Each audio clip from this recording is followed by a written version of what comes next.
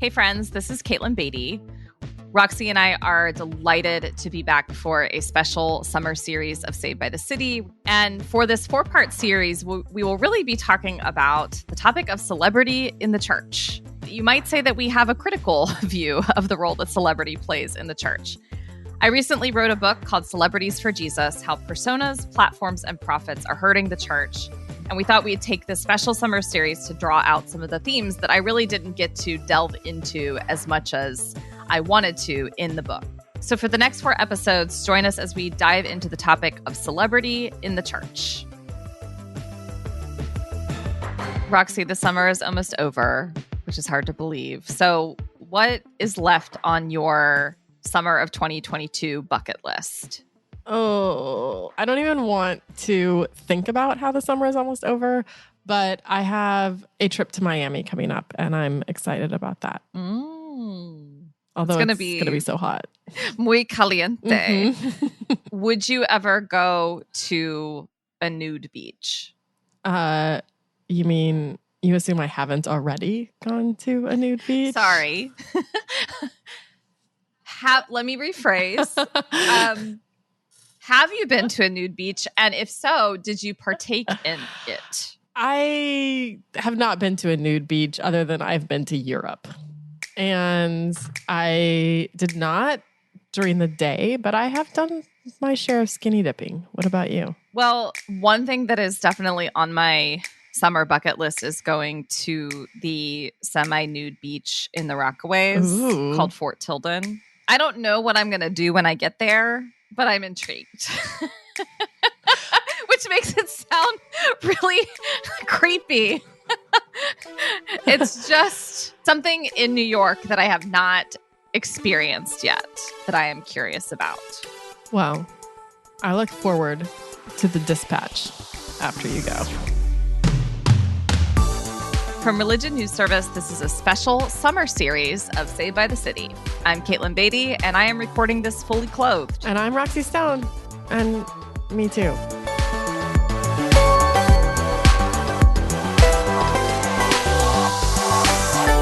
Well, speaking of semi-nudity, have you noticed that there is a proliferation of butts on Instagram these days?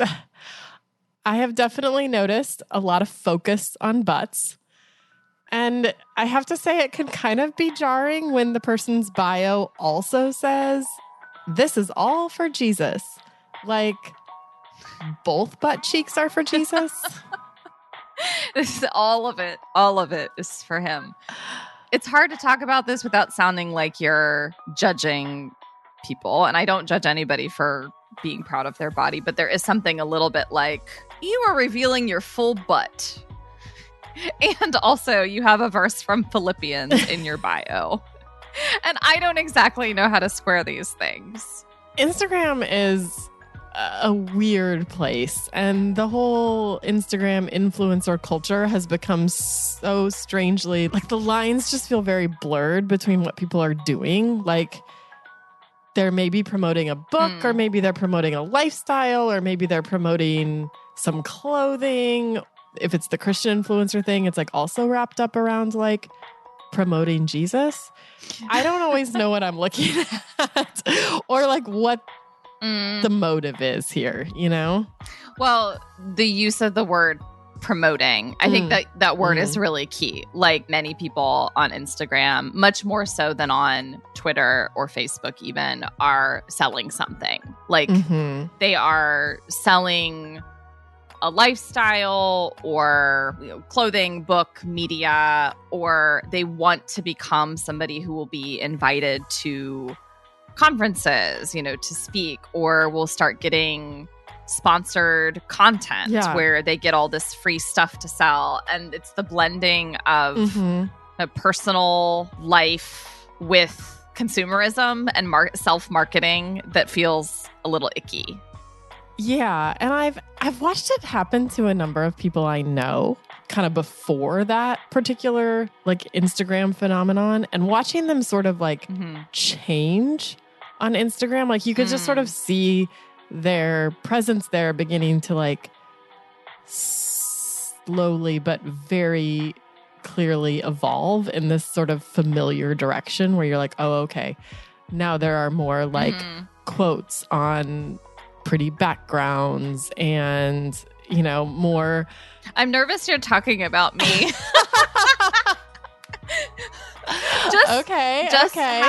Just confront me directly in a loving spirit. No, I'm not, but I know, but yeah, I mean, but you get it too, like, because you've sort of lived in that culture and you're trying to, you know, you've had a book out in the past and now you'll have another one. And, you know, like you're trying to live in that world. And I think it sucks you in, even if it's like you don't like it and feel kind of icky about it. Cause it's sort of like, how else do you do it? I feel like such a fish out of water when I log on to Instagram a lot of times because so much of the Christian content, so to speak, which I need to engage for my job and I want to know what's going on.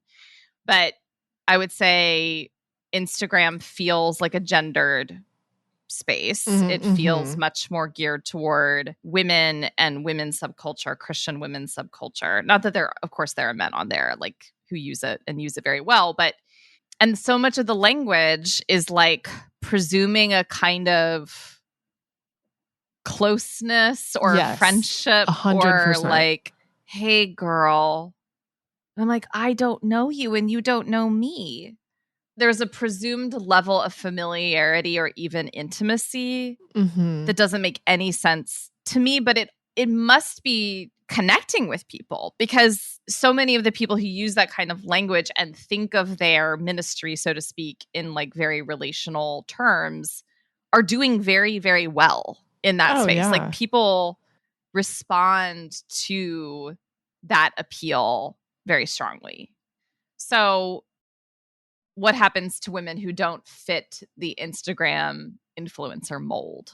Yeah, it's a good question. And you're a book publisher. So what happens to them, Caitlin?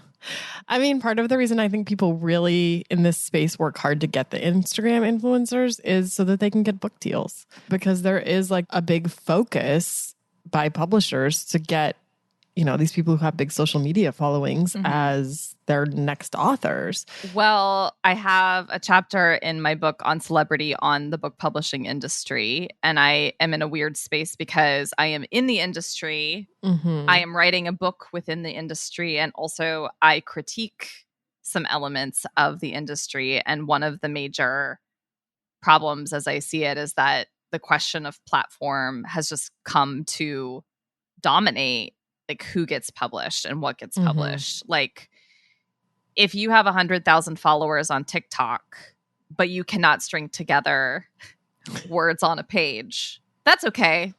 You'll get a book deal. And a ghostwriter.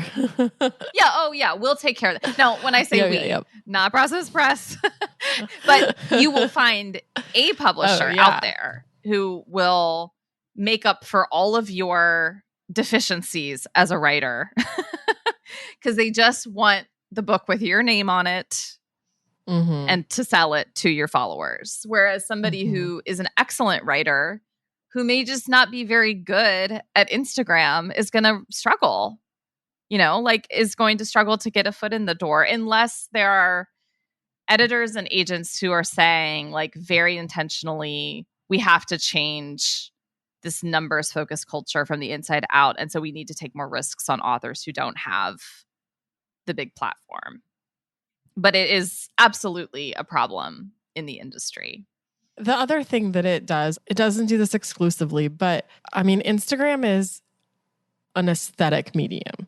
So it also rewards and privileges people who are beautiful. And of course, you know, there's racial and class dynamics there too. Like it's promoting all of these like biases that kind of already exist for us. Well, even people who have the time to cultivate a social media following. Also true. And I say this, true. Of course, as someone who is very privileged in that regard, but, or, you know, have the time to create a podcast, as it were. Like you think about the time it takes, the time that it requires to cultivate and curate something like that. I mean, most people the world over are really just thinking, how do I make ends meet? Like the time and energy.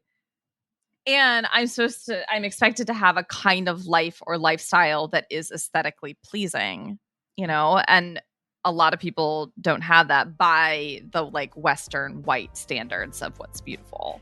It just seems really exhausting to me. Maybe I'm not an influencer because I'm too lazy. That's actually what I wanted to have this podcast episode about. Like, I needed to confront you. No, it's that you have a life, Roxy. You have a full-time job. And also, it does seem exhausting. So it's complicated. There's good, there's bad. There's ways to use Instagram well, ways to maybe use it poorly. And we wanted to sort of tease out some of these dynamics with our guest today, who has some experience in this, but also she honestly can just talk intelligently about anything. Hannah Anderson is the author of several books and lives with her family in the Blue Ridge Mountains. Women influencers, especially within the Christian space, have this unbelievable capacity to draw people together behind a mission, behind a personality, behind a cause. We'll be joined by Hannah right after we give a shout out to the organization that makes this all possible. Religion News Service is an independent, award-winning source of global reporting on religion, spirituality, culture, and ethics. For the best in religion reporting, visit religionnews.com. And we'll be back with a brand new season of Saved by the City this fall. So if you like what we're doing and want us to keep doing it, let us know by giving us a rating or review wherever you listen to your podcasts. Hey, girl. Before Roxy and I return for another season, I have a book that I think you are absolutely going to love and be obsessed with. It's called Celebrities for Jesus: How Personas, Platforms, and Profits Are Hurting the Church. It'll be out August 16th in just a couple weeks.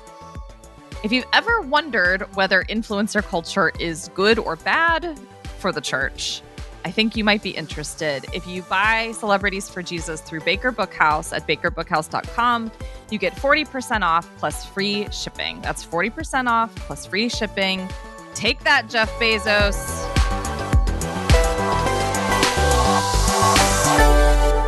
Today's guest is Hannah Anderson, the author of several books, including most recently, All That's Good: Recovering the Lost Art of Discernment. She's also truly a great follow online. Like maybe one of my favorite people I follow on Twitter.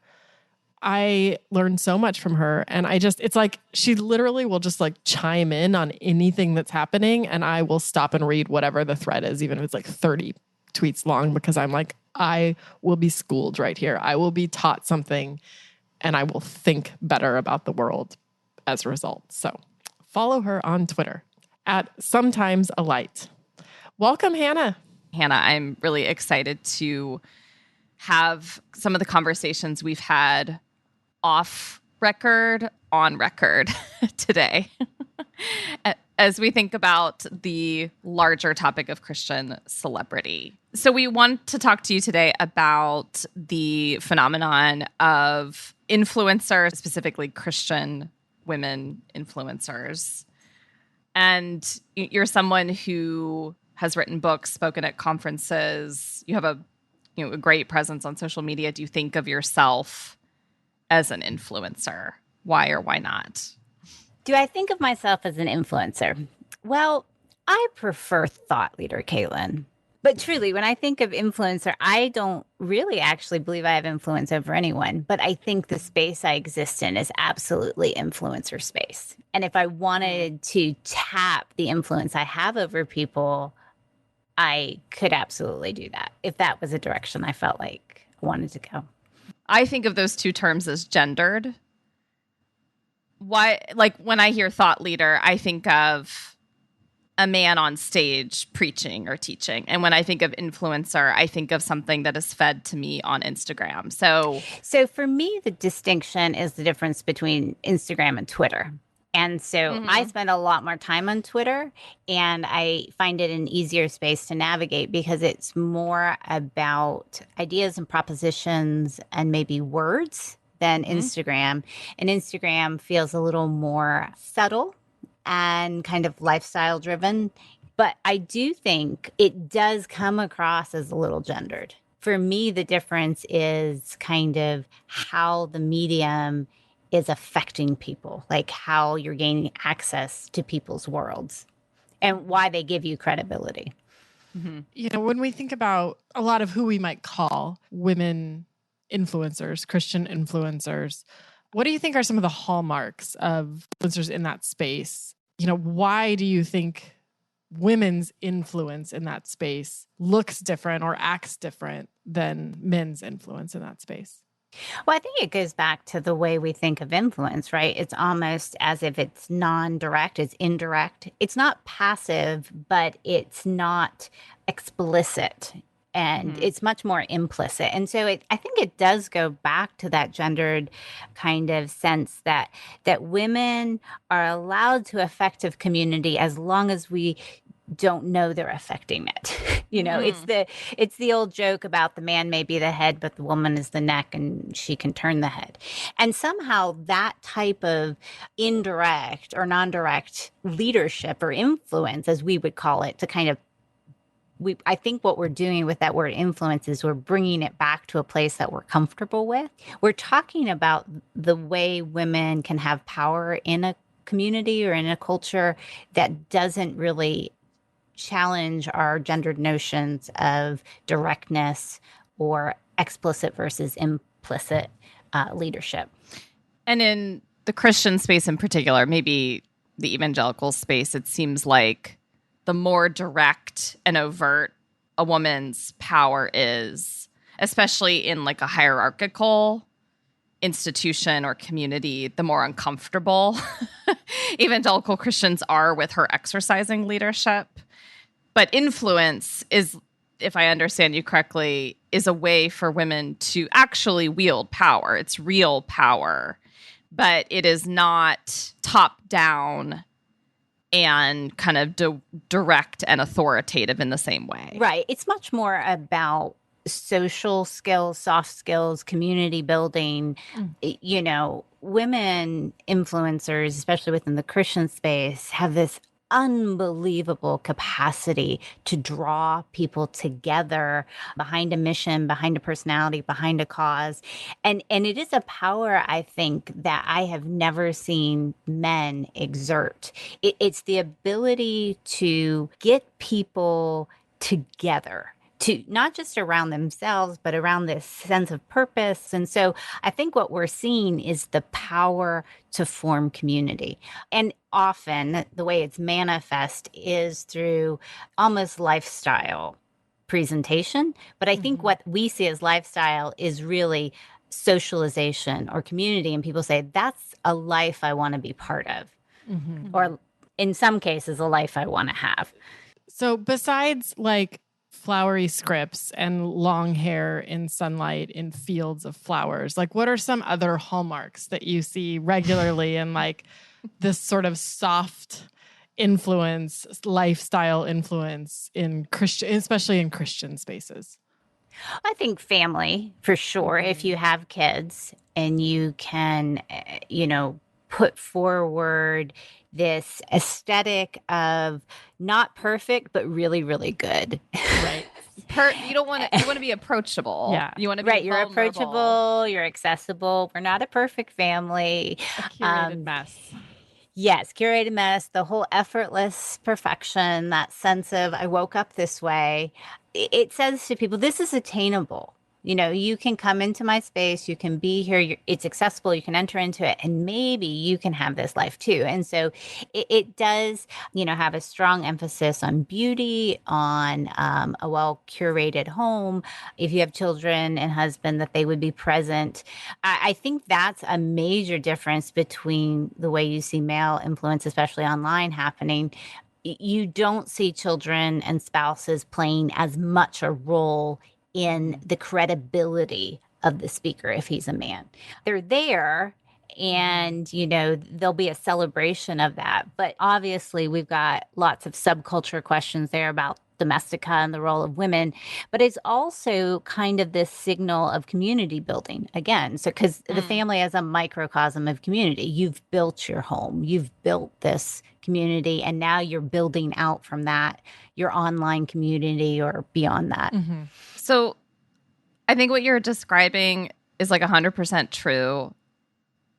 And also just having it restated so clearly and plainly, it reminds me that it annoys me. And I think the reason it annoys me is because it feels like, you know, if I wanted to be an influencer, given my current life stage and the contours of my life, I could not be, because I am single. So much of my sense of identity and vocation is really about professional work where I do exercise kind of direct authority. I like Twitter more than Instagram, and I just don't have like the domestic and family oriented quote unquote branding to offer. And I imagine that a lot of women, you know, have something really important to offer the church, but feel limited by the roles that both kind of theology and the marketplace put on women and say, this is what you have to be if you want to be quote unquote successful in this space. Yeah, well, I'll tell you, I gained a ton of confidence in my ability to stand before women once I figured out how to curl my hair in beachy waves. And it's kind of a joke, but it isn't. Like, I put a ton of time and effort into my work, into writing, into thinking, into speaking. And then I have these moments of panic knowing that I have to stand up in this cultural space. And in order to be heard for all the work that I've done over here in my speaking and my writing, I also have to present a certain cultural aesthetic. And that's actually very, very hard for me. There is a different level of authority that comes in credibility, if I can pull that off, that I don't think is the same for men.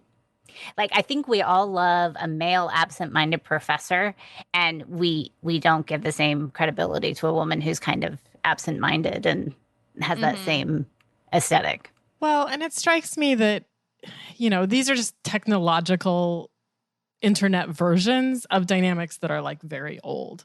We just moved it online. And even when we're talking about like Instagram versus Twitter, like there's ways that is just echoing like past ways that women gathered and networked and spoke to each other. So you set up the idea of men influencing other men, or men influencing more broadly. And when you invert that, there's a way women influence women, but there's a way that women influence men as well. And they end up having to do twice as much work, in my estimation. They have to maintain everything that they are doing to influence women. They have to maintain the beauty and the attractiveness and, you know, all the credentialing and domestica. And then on top of that, they also have to be really smart and professional and direct and be able to engage men in a way that men feel comfortable, especially as more women are in seats of power and governance. You have this new emerging female leader who can argue on the House of Representatives floor for her bill and then go home and do a Instagram live cooking. Right. So there is this merging of, you know, women do have to do both in some ways. I think for me, and I am going to bravely speak here for Caitlin too. Okay. You know, we're not married. We don't have kids. We, as Caitlin said, like we've, you know, our lives are centered more around our professional work.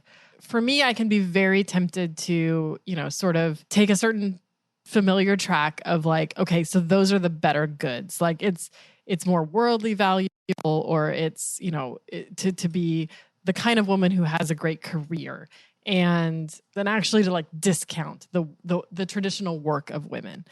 And part of what I heard you saying is that there is a lot of good in the way that women traditionally work, in terms of how they build community, in terms of how they have relationships, even in terms of how they've approached influence.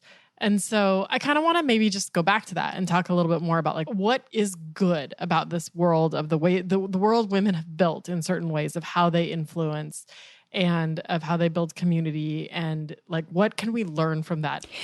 Yeah, I think your question is exactly the right one to say, in this moment in time, we have these kind of traditional norms that women have throughout history kind of invested in, and it's created a gendered understanding of women's work. It's been more social or community building, and yet there are also different pathways and different vocations for women. It is not exclusive to these things. If we look, though, historically, one of the things I can't get away from is we are living in a world where women can control their fertility in a way they didn't before. And so if you aren't living in a modern world, part of the reason that women build community is because it's what their bodies do in cases where they are married or sexually active. It's just what their bodies do. And so I think there's this, it's not this esoteric, like women have all these soft skills that men don't have. It's that their bodies are creating community and then sustaining these micro communities. And then that builds out a different set of concerns, questions, approaches to how to be human, how to flourish. And so I think the beauty and the value of that is that if we honor that, it's going to help all of us, even women who aren't inclined that way or who aren't in those spaces. And I see that as just a superpower. I really do. I think, like all power, it can be manipulated. It can be used to alienate and ostracize. We can see how women use that to cut other people out, or they want the status quo, so they don't want their communities disrupted. And so sometimes very bad and evil things can happen, and women can be part of it happening because we want to maintain our communities. But it is a giftedness. And I think if we can honor it as a giftedness, and also recognize that we're not less female if we can't do it, or we're not called to it. If God has not placed us in a space to actively be forming community, whether it's micro communities of family or whether it's on church staff, if we're not called to that, that doesn't make us less women or less female, but it does maybe allow us to celebrate what is happening and see it as a good and see it as valuable. And in my case, I try to convince the men who often have more direct power to honor it and see it as valuable as well. Mm-hmm. So I have a chapter in my book on celebrity on the Christian book publishing industry and some of the weirder and potentially unethical aspects of it. But an early reader of the book asked why I didn't devote more time to the conference circuit, which is kind of in tandem with Christian book publishing, and the two industries feed each other. But I was reticent to, well, I was way past my deadline, so I didn't have time to do anything with it. But I also was reticent to critique the women's conference circuit, at least because when we've had conversations in the past about women influencers and authority, it can come across to people as like sexist or mean. Like, it's a lot easier to critique Mark Driscoll than it is to critique elements of something like the If Gathering, which, yes. So, and the fact that she stopped right there, kind of signals how hard this conversation is to critique women's spaces, or to be women critiquing women's spaces too. Yes. There is this inherent sense of we don't go there. And I think what happens is if women see something they'd like changed, they just go change it. They just do something different or build better. But the kind of direct critique of other women in the influencer space, in the publishing space, conference space, that is just a no-go. Like, that's where angels fear to tread kind of territory.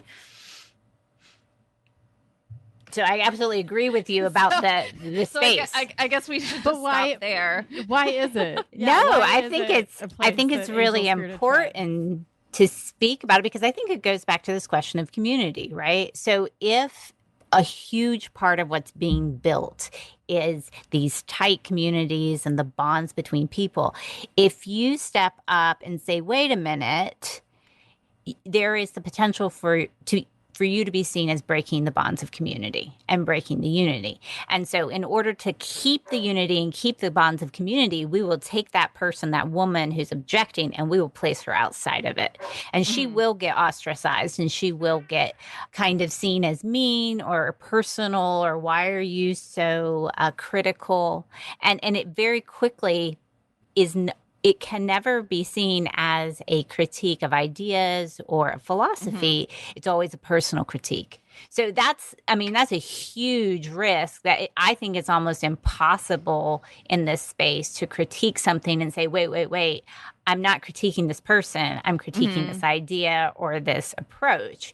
That distinction is very, very hard to communicate. If your primary model of what it means to be a Christian woman of significance or kind of purpose or ministry power in the world is to become an influencer, people who are definitely not ready for that or gifted for that are then put on a path that narrows, I think, our imaginations of what Christian women or what any women can be and do in the world. And so some of my concern in this conversation is just bigger questions of calling and vocation and how women's imaginations are shaped for how their gifts could be used in the world. And I agree with you 100,000%. I'm not a mathematician. So the we're uncomfortable with numbers, but we just like feel it in our guts. Yes, that's right. There's some big number out there. But I was talking to my brother the other day, and we were talking about my work. And I said, I've been doing publishing for 10, 12 years. And it was really the only option available to me. Like, if I wanted to kind of develop a ministry or a vocation of my own, this was the route I had to go. But at some point, I've come to realize that if I just put myself in the channels that were available in especially evangelical publishing, it only has a certain end. There's like only one thing that you become if you go up that ladder. And so over the last few years, I've been thinking a lot about this was a great access point to get started, but it's not going to deliver me to where I actually envision my vocation and where I want to be long term. So I'm starting to have to build out laterally and say publishing is great, but I need to be doing other things as well. I need to find spaces of institutional, partnership. I need to, go back to school. I need to build this out because publishing will only deliver you to one vocation, and that may not be the vocation that God has for you. And just to be really clear, what is that one vocation? Is it essentially like you're a best-selling author and that's how you make your bread and butter, and you just have to keep... Yeah, I think there's a couple things that happen. Like you kind of crystallize whether you want to or not, because publishing is a product, right? And you're delivering to an audience base. And once you have been successful, that becomes its own trap in many ways, because then your audience wants the same thing. And so it kind of can, if you're not careful, stunt your personal growth because you're always putting out what they have come to love. So that's one thing that I saw, like this is going to commodify my own spiritual development and process. And I'm not going to have space to grow with God the way I need to necessarily. So because it's a product and you want to keep the brand recognizable and known and predictable, that can be a tension. I think as well, like because it's outside of the church, it's parachurch, you do end up having to say, well, how much more can I sell? Like, can I sell more books? Can I get on the conference circle? Can I develop, webinars or whatever else that becomes a product? And so you end up by necessity being on your own because there's no way you can have a board, but at the end of the day, the ministry would always be Hannah Anderson. And quite frankly, I want more partnership than that. I want to be engaged in spaces where I can be very collaborative and we're all building something together. And I don't think publishing is necessarily going to deliver that.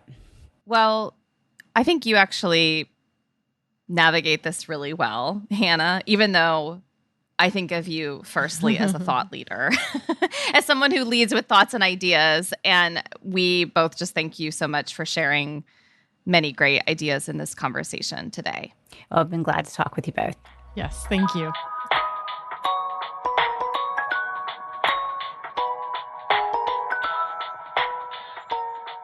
So one of the things that Hannah said that I've really been thinking about, she just sort of offhandedly mentioned like part of what Instagram culture can do is create this environment where you feel like you're commodifying your spiritual growth. And I've been thinking about that a lot since then because I think that that is right on. And as I think about sort of maybe part of what makes me the most squeamish about sort of Christian celebrity culture meets Instagram influencer culture is how much you kind of have to show some level of progress. I do think that that level of constant public scrutiny of you forces you to sort of produce some kind of like, I have to be insightful about this. I have to have had some kind of really like spiritually significant moment this week that I can write about, or today that I can write about. It's like it has to be happening minute by minute, like day by day, that you're delivering something to people. And I think that's a pressure point to me, you know. And even sometimes when I read people's posts, I'm like, did this really happen? Is this really how you feel? Or was like, do you just need your insight moment of the week, you know? Yes, I have wondered that myself. I think part of what Hannah has helped us identify is maybe a commodification of moments that I think at the end of the day, we would say, if you've had this truly powerful spiritual moment, maybe part of keeping it powerful is to not share it. Like not everything has to be shared or consumed. And also not everything has to be turned into a lesson. I'm not a complete cynic about it. I have read beautiful posts on Instagram that have really moved me. I think it's just feeling that there's pressure there to do that on some, to like deliver on a regular basis in order to, again, elevate your platform. And I think that's, you know, that's where I question. And that's when I start to feel like, oh, is this real? Or is this like a thing you feel like you have to do in order to keep the momentum going? Yeah, I actually really appreciate when influencers, quote unquote, like take breaks. Because then I just feel like you're a normal person. We all need breaks. We all need to just live our lives without thinking about creating content from our lives. And then I feel like when they do post, it's not just to feed the machine. It's because they really kind of genuinely have something insightful to share. I clearly have so much ambivalence about this. And this part of like, you barely see me on Instagram. And I carry some sense of guilt over that in a way of like, I should be doing this, not just like professionally, but because I have a lot of friends on there who care about me, who will ask regularly, like, you know, how are you doing? I wish we saw from you more, you know, and I feel so much ambivalence around how to use it anymore. Well, I think those friends who are wondering about what's going on in your life should probably listen to our podcast, because you actually share, you're right, you know, not infrequently about things that you are doing and thinking. So just going to put in another plug. Sounds right. Saved by the City is a Religion News Service production. The producer is Jay Woodward and the consulting editor is Paul O'Donnell. We get production assistance from Elizabeth Wyndham. Chaz Rousseau put together our look and Martin Fowler wrote our theme music. We are Roxy Stone and Caitlin Beatty. Thanks for listening.